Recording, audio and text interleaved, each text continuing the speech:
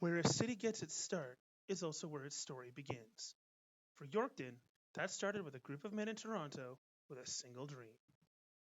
I'm Hayden DeGrow, and I'm the Culture and Heritage Specialist for the City of Yorkton. I love learning history, and teaching people about Yorkton's past is a proud part of my job.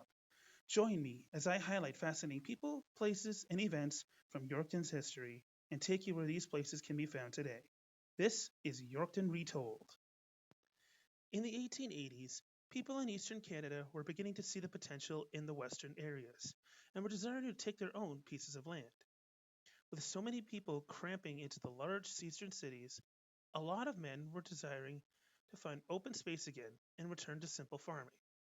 In 1881 Toronto, 20 such men banded together to take advantage of this to establish an English speaking colony in what was at the time called the Assiniboine Territory.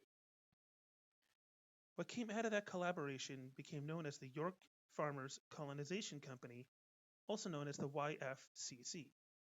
Fully founded on May of 1882, the YFCC was given enough money to purchase land in the territory and then sell it back to farmers and settlers wishing for a homestead. Almost immediately, a group of 14 men, led by James Armstrong, set out on a trip west to the prairies, arriving on a central plot of their lands a few weeks later. They stopped on a spot along what was called the Little White Sand River, deciding that it was an ideal place to establish a trading post for the homesteaders that would be coming in. Armstrong's team built the first permanent buildings on the plot and established what they called the York Colony.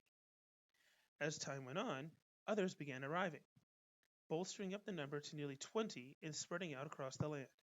However, by October, all but four returned east, promising to return the next year. Those remaining four spent the winter of 1882 to 1883 on the land owned by a man named William Hopkins, sheltered in a log shack that was unheated and barely large enough for them to sleep in. Surviving on meager rations they had brought with them, the men endured through the harsh winter until spring, and proving that the living in the area was viable, albeit difficult. With that, the company opened up their lands for settlement. Within just 2 years, a small village emerged from the prairies.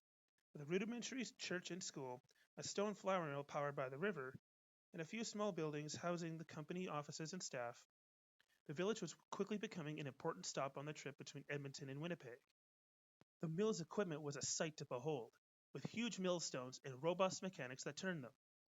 All of this had to be carted over 160 kilometers from Whitewood, Saskatchewan, which was the nearest railway stop along CP's main line.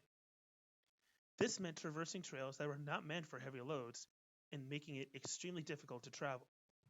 As seen in this hand sketch map, there wasn't an exact plan to the village, just a jumble of buildings on a small tract of land.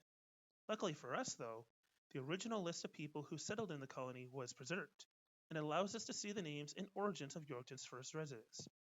Coming from places like Rhode Island in the United States to Aberdeenshire in Scotland, there were over 200 homesteads in the area.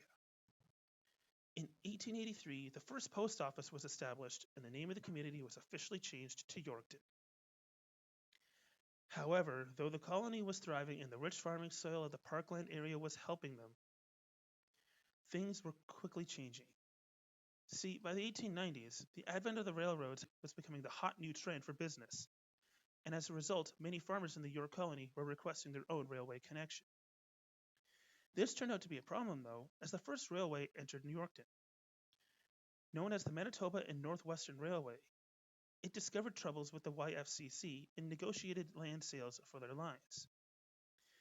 After failing to reach a settlement, the railway chose not to connect directly with the colony, instead choosing a tract of land 7 kilometers to the south, sold to them by the Government of Canada.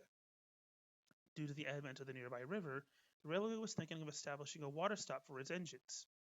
As towns usually pop up along those stops, the colony decided to move the entire village to the new rail lines. This meant that the original land that the colony sat on was abandoned, returning to the prairie landscape. We can see in this photo that by 1947, all that was left was the crumbling foundation of the flour mill. Today, the site is sadly buried beneath Yorkton's landfill, lost forever to the progress of time. But luckily, a park was made closer to the modern-day Highway 9 in honor of the colony. Known as Millstone Park, It does have one of the mill's original grinding stones, as well as several plaques describing the history of the colony and honoring the people that founded the site. Once simply a jumble of buildings and a vision for the future, York City evolved into the modern city of Yorkton that we see today. With a dash of perseverance and a touch of smart planning, the York Farmers Colonization Company set in motion the founding of one of Saskatchewan's most successful cities. Thanks for watching. Don't forget to like this video, subscribe to the channel, and leave a comment. See you next time, history buffs.